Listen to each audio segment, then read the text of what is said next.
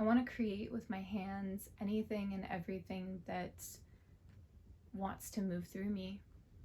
And I want to be free to do that at any given moment in time.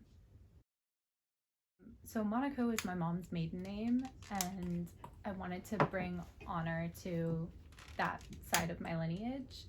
And it's also a beautiful name, and it means monk.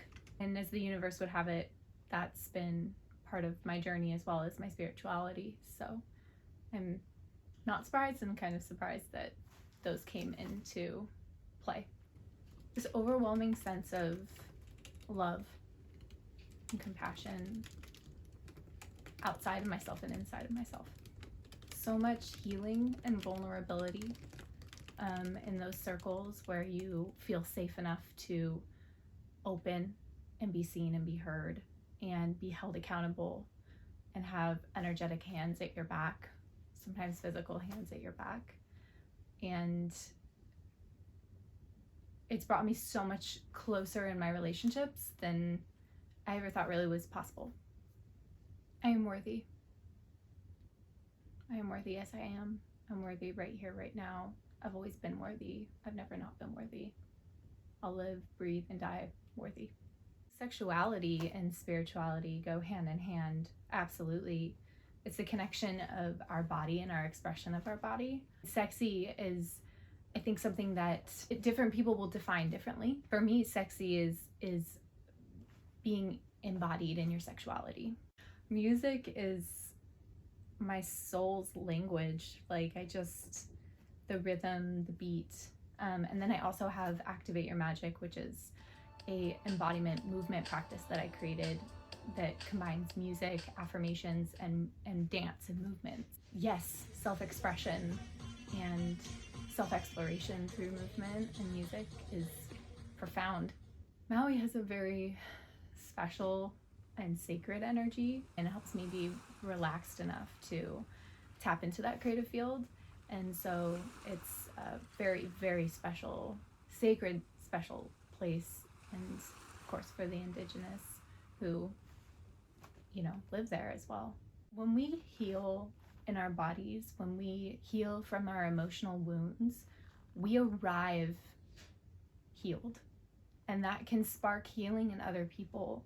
I can hold space in a way that I wouldn't be able to if I hadn't healed myself first, because I'm not looking through a lens of ego, right? Like, I'm not looking through a lens of being attacked or this is something that I did. I'm here and I'm present and I'm listening and I'm holding space. And we can't do that if we're constantly battling what's up here. When we heal, we arrive in a healed place, and it allows others that opportunity to heal through conversation as well. Chris, yes. I think I get really emotional about that question. It's magical. Easygoing and loyal and friendly, and he makes me laugh all the time. It's a dream to be in love with your best friend, to be in love with somebody who's safe enough to love and to be loved in return in that same way. Relationships can be easy. That's really what he's taught me. I mean, sure, do we have our spats? Of course. But it's easy. Whenever we try and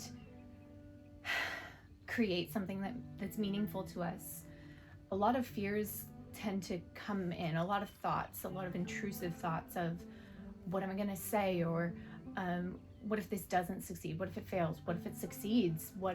Who am I going to have to become if it does succeed? Or who am I to be doing this? Or who am I to be sharing this? All of those thoughts come crashing in. And I think the moment that you just do it anyway, there's a weight that gets lifted off of your chest. You did it anyway. And it gives you a new level of confidence that your fears don't have to define, and your fear-based thinking doesn't have to define your life.